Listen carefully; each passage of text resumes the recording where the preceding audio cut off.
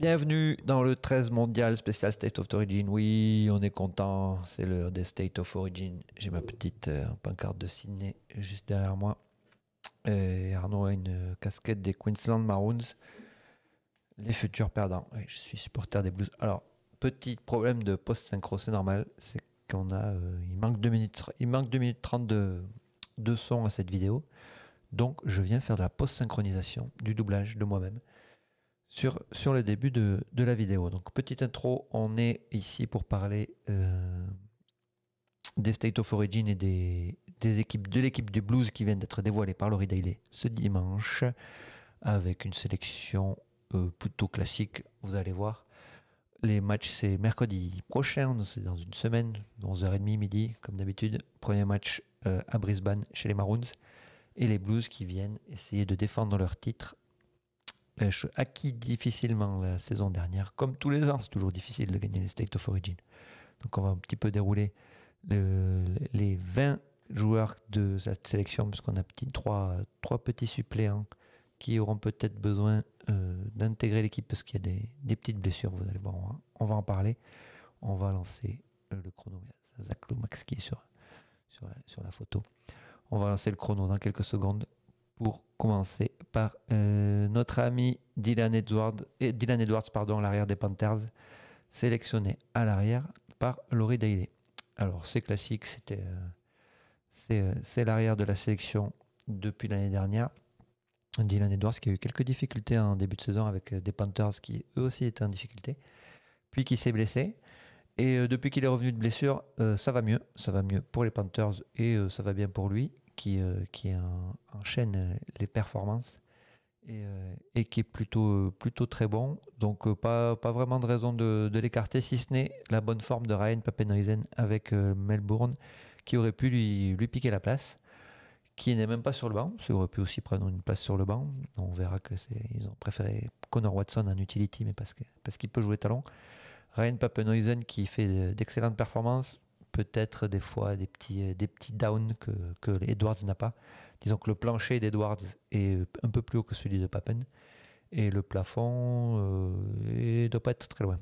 On sait que Papen en attaque est capable de forts éclairs de génie, mais ce sera Edwards, et c'est plutôt dans la continuité. Et ça, on sait qu'en State of Origin, c'est très important la continuité. On aurait pu aussi penser à James Tedesco, mais Tedesco, depuis l'année dernière, voilà, c'est l'ancienne génération. Il a été mis un peu de côté, et on lui préfère Dylan Edwards. Je pense que c'est terminé. Il a beau être très très bon, on n'aura plus de Tedesco, et je pense qu'on enchaîne directement avec Arnaud sur Tedesco. Mais on a tourné la page malgré ses bonnes performances. Ah ouais, il continue à faire une énorme saison. Déjà l'année dernière, ça avait surpris tout le monde qu'il revienne aussi fort. Il est encore sur la continuité, franchement, et moi je suis bien content avec mes petits roosters. Ouais, voilà. Puis c'est un bon pick super coach pendant les State of à prendre James Tedesco. Ah, mais cher. Ouais, il est cher, mais je l'ai pris. Je l'ai pris parce qu'il fallait, quoi. Parce que sinon j'avais Papen et Ponga. Papen, ça va, il va jouer, mais. Après Ponga, il est pas cher. Ponga, il est pas cher. Je l'ai pris, il était cher, il est beaucoup moins cher. Ozel, Brianto, Zach Lomax, c'est les mêmes que l'année dernière, a priori. Pareil, pas grand chose à dire. Zach Lomax, qui est magnifique sur la couverture, qui a chopé sa place, je pense, au dernier moment, parce qu'il est revenu de blessure que la semaine dernière. Il a été bon. Il a été bon au pied, il a été bon sur son aile, donc pas trop de raison de changer. Brianto, toujours, c'est la machine à gagner des mètres. Le buff approche de la ligne, donc pas encore moins de choses à dire sur les ailiers que sur l'arrière. Lomax, quand même, pour quelqu'un qui est parti pour passer au centre, c'est pas mal la l'aile. Ben oui, attends, mais oui, c'est ça. Bon, il est parti pour être parti. Voir jouer à l'arrière. Un jour, il joue à l'arrière, peut-être, mais non. Peut-être pas. Non, mais il est très bon à l'aile. Il était très bon à l'aile. Joue à l'aile. Bah oui, justement. L'année dernière, il a été élu ailier de l'année. Mais oui, pas pour rien, quand même. c'est clair. C'est pas de la meilleure équipe qui était en plus. Nos amis les centres, Stephen Crichton et Latrell Mitchell, même chose. Est-ce qu'il y a Il y a quelque chose à dire. Est-ce qu'il y a quelque chose qui se fait de mieux au monde actuellement? Alors Stephen Crichton, non. Ça fait avec les Panthers déjà, il était exceptionnel. Maintenant qu'il est capitaine aux Bulldogs, qui sont premiers du championnat, c'est le meilleur défenseur sur le poste. Et puis en attaque, il est bon aussi, rien à dire. Et Latrell Mitchell porte les Rabbitohs depuis ce début d'année, fait des actions décisives, c'est ce qu'on lui demande, fait moins de de merdouillas que d'habitude, parce qu'il y a Reece Walsh a pris sa place. Bon, il en fait quelques-unes, mais moins. Et donc, ouais, Latrell Mitchell, il a gagné sa place sur le terrain. Pas que sur sa réputation. Force est de constater que Latfit Mitchell est encore là. Oh, il est fit. Il n'a pas été là que cet été. Ouais, c'est vrai. Il est quand même assez fit. Oh, il a un gabarit bizarre quand même, je trouve. Mais... Il a des petites cannes, il est costaud d'en haut, mais on est un peu grassouillé. Ouais. Mais on s'en fiche, ça va vite, c'est puissant. À un moment donné, il n'y a pas de... Il n'y a pas de physique idéal. La charnière... Bon, classique. Cleary, Moses. Alors, il y a quand même un grand débat. Il y a eu un débat sur Mitchell Moses parce que voilà, Cleary et Moses, c'est deux leaders d'attaque, deux numéro 7 plutôt, qui portent le ballon, qui organisent, qui prennent le jeu au pied tous les deux. Donc c'est moins a priori complémentaire que Cleary Louaille. Mais c'est quand même les deux meilleurs demi des Blues, donc c'est assez logique qu'il ait fait ce choix-là. Moses a été excellent l'année dernière en l'absence de Cleary. Et Cleary est indéboulonnable. C'est la première fois qu'ils jouent un state-off ensemble d'ailleurs, je crois. Tout à fait, moi ça fait des années que je réclame Cleary Moses à la charnière. Je les ai eus séparément. J'étais content que Moses puisse gagner une série l'année dernière. Espérons que cette année ça clique aussi, mais je pense que voilà, Moses est capable d'être plus coureur que... Non, il dit non, Queensland dit non, mais Moses est capable de prendre ce poste un peu plus coureur que Cleary et de faire ce que faisait Louaille, mais en mieux, quoi, en plus. Oui. Surtout comme voit la saison des Tigers. À part qu'il n'y aura pas un gaucher pour taper côté gauche à la charnière, sinon il n'y a pas trop de problèmes. Les piliers, Mitch Barnett, Payne Haas, pareil, Payne Haas, pas grand chose à dire. On n'a pas dit tout à l'heure que Crichton, il est un peu doubtful, il a une petite blessure, une petite alerte, donc ça... à l'aine, c'est ça? Ouais, je crois, ouais. Le groin, c'est l'aine, ouais. Le groin. Et donc on en parlera quand on arrivera sur les suppléants, peut-être pour qui il remplacera, mais il doit être testé là rapidement. Je dis ça parce que Payne Haas aussi une petite alerte au quadriceps avec les Broncos au week-end. Ouais, petite alerte sur un énorme quadri. Je pense que ça devrait le faire. Et Mitch Barnett aussi qui fait une grosse saison avec les Warriors depuis 2 ans, depuis qu'il est pilier, parce qu'il a joué aussi seconde et troisième dans sa carrière. Donc aussi, on aurait pu... Ah si, à faire Terrell May, mais sinon, pas grand-chose à dire. Oh, si tu le mets... Si tu le mets, c'est sur le banc. Au moins, c'est-à-dire qu'un mec qui est bon parce qu'il fait du gros travail pendant 70 minutes, c'est pas trop un joueur. C'est comme si tu mets Payne sur le banc. Tu vois. Encore qu'il a encore plus d'impact. Mais on a dit, May, si c'est un mec, il faut qu'il joue longtemps, quoi. Oui. Après, c'est les state-off. Oui, aussi. C'est aussi ce que les experts ont reproché à Terrell May. En plus de son comportement, c'était ses prises de balles assez neutres. Mais c'est vrai que quand on regarde jouer, après qu'ils aient dit ça, j'ai regardé, je dis oui, c'est vrai que c'est pas faux. Ouais, c'est pour ça que les roosters ils lui ont dit allez, ciao. Après, il passe sa vie à jouer à Call of Duty sur Twitch. Donc, à balancer des takes bien foireuses aussi à y être. Et à dire à ses potes 3 jours avant la section, balance ton maillot des Blues qu'ils vont pas me prendre. Bon voilà. Et l'autre il lui dit mais c'est pas fait encore. Ouais, les rumeurs. Bon bref. Si tu avais envie de le prendre déjà, tu vois ça, tu dis bon merci monsieur. L'année prochaine peut-être. Alors, on va commencer à faire une sélection comme ça entre lui, Walsh, Mitchell par moment. Oui, tous les oui. Une belle sélection. On fera un jour un top 13 des relous. D'ailleurs, en parlant de ça, je pense qu'au niveau seconde ligne, niveau relou, il y a pas mal, mais c'est relou sur le terrain. Parce que eux, ils marquent. Attends, on n'a pas fait le talon. Ah oui. Reece Robson, la continuité. On aurait pu penser à... Mince, à qui? Coraïso. Hein? Soit Watson, soit Coraïso, de toute façon. Ouais, Connor Watson ou à Pico Oiseau, tout à fait. Parce que Connor Watson, l'année dernière, était plutôt utility parce qu'il était utility dans sa vie. Et maintenant que c'est le talon titulaire des Roosters, on aurait pu avoir envie de le mettre en talon. C'est bon. Parce qu'il est bon. Après, on va voir. Et Robson, du coup, il a un peu le coup près. Si t'es pas bon, t'as Connor Watson derrière toi. Et puis, utility, on trouvera quelqu'un d'autre. On mettra Jack Whitton. Là, il est blessé, mais on trouvera quelqu'un d'autre à mettre sur le banc. Et on mettra Connor Watson en titulaire. Donc, c'est bien d'avoir un petit peu de concurrence aussi pour faire bouger les gens. Et Après Ouais. Robson, je pense que justement c'est le talon en mode state of qui te lèvera tout le monde. Ouais, en plus, il va bien, je trouve, avec Cleary et Moses. C'est-à-dire il plaque comme un fou et il donne les ballons. Si tu mets Courroiseau, il y a trop de choses qui doivent tourner autour de Courroiseau pour que ça fonctionne. Et du coup, il y aura moins de ballons sur les demi ou sur les ailes. Donc, je pense que c'est une bonne combinaison aussi. Et dire que ce roulement de talonneur, ça pourrait être celui des Roosters l'année prochaine. Kosa Watson. Robson, il joue l'année prochaine. Oui, je sais. Tu rêves.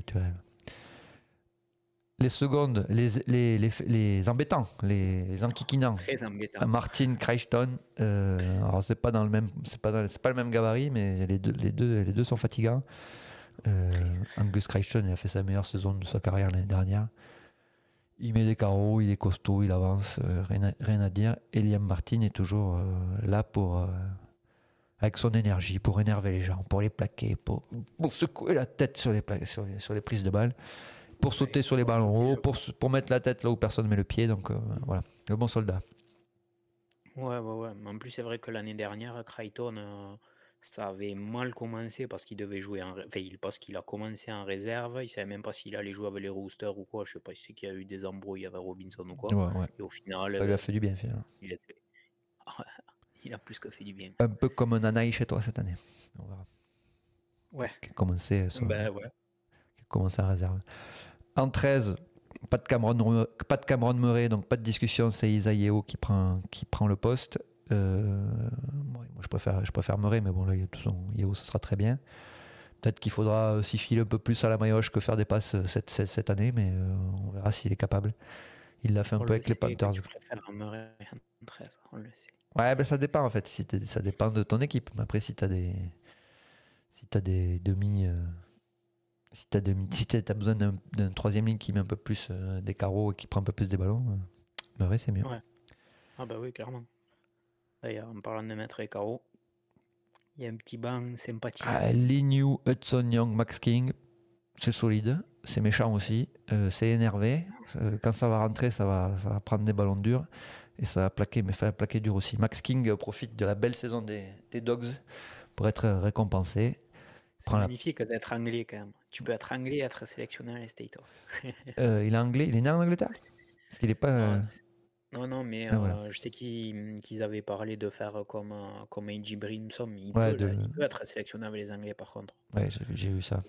Mais force est de constater que s'il est 17 avec les Blues, c'est qu'ils avaient peut-être pas la mauvaise idée de le faire. C'est clair, ouais. Max King, Laurie Daly a dit qu'il l'avait sélectionné parce qu'il avait fait un effort pour revenir en défense ce week-end dernier. S'il l'a pris que pour ça, c'est limite. C'était pour justifier qu'il prenait pas Terrell May, mais c'est pour dire que May fait pas ce genre d'effort. Mais si on a déjà des Paynas qui font ça, si en plus Max King le fait aussi. Ben, quand les Anglais justement ils avaient parlé de le sélectionner, je me disais est-ce qu'ils en ont vraiment besoin? Et puis j'ai regardé une paire de matchs des Bulldogs et puis en fait je sais pas s'ils en ont besoin, mais en tout cas il fera du bien. Oui, c'est pas ce qui n'est pas forcément le cas d'Edge Brimson. Si, ah non, ça par contre. Au centre peut-être, ça manque de centre. J'ai regardé, ouais, mais pas lui. Ouais, pas lui, ouais. Bon, bref, peut-être qu'ils le prendront. Ouais, parce que j'ai regardé les Titans et c'était toujours pareil. Le constat n'a pas changé. Ouais, non. Donc on a dit Connor Watson, on en a parlé. Et 18, 19, 20, alors ça a son importance parce qu'on l'a dit, Stephen Crichton a des bobos, tout comme Paynas qui a bobo aussi. Et donc on aurait Campbell Graham qui est pour une fois sans blessure en ce moment. C'est assez rare pour le signaler, qui est toujours bon. Alors lui, il revient de blessure, il est toujours bon direct. Donc, il revient tout le temps de blessure. Il revient tout le temps. Bon, en même temps, peut-être que ça se trouve, après 2 ans sans blessure, il est encore plus énorme, mais on ne sait pas. Bon, bref, que tu le mettes au centre, en plus, au centre à l'aile, des fois il joue en 6, il a dépanné partout, il est toujours très bon. Donc ça ne changera pas énormément entre Crichton et Graham, à mon avis, s'il y a besoin de les remplacer. Et ce sera Utoa Kamanu qui serait pressenti pour remplacer As s'il y a besoin. Bellamy est en staff, ça peut aider à mon avis, parce que là, il me transcende toujours pas, Stéphano. Mais j'aurais mis plutôt Olokoatu, moi, mais bon. Ce sera Stéphano. En 19. Ah, si jamais c'était à la place de. Si As, oui, si As peut pas jouer. Ouais, après, Olakoatu. Olakoatu. Monaco, c'est plus seconde quand même. C'est Mais plus c'est sûr que seconde. quand il te Après, rate quand tu fais 2 mètres et 120 kilos, tu peux jouer pilier. Oui, c'est clair. Donc, ouais, une belle équipe des Blues qui va défendre son titre. Et pour l'instant, qui est favorite un peu partout. Mais bon, les state-off, c'est toujours. Si on regarde les cotes en Australie, c'est toujours de pas beaucoup, quoi. Et ça change vite. Tu te rappelles, il y a quelques années, que tout le monde disait que c'est la pire équipe du Queensland depuis 40 ans, ou depuis l'histoire des state-off ou quoi. Celle qui a gagné, bien sûr. Je m'en rappelle. Ouais. Bon, après, elle était pas bien mêlée. Non, mais il y avait des joueurs qui étaient vaillants. Depuis on tremble. Parce que, Ouais. voilà.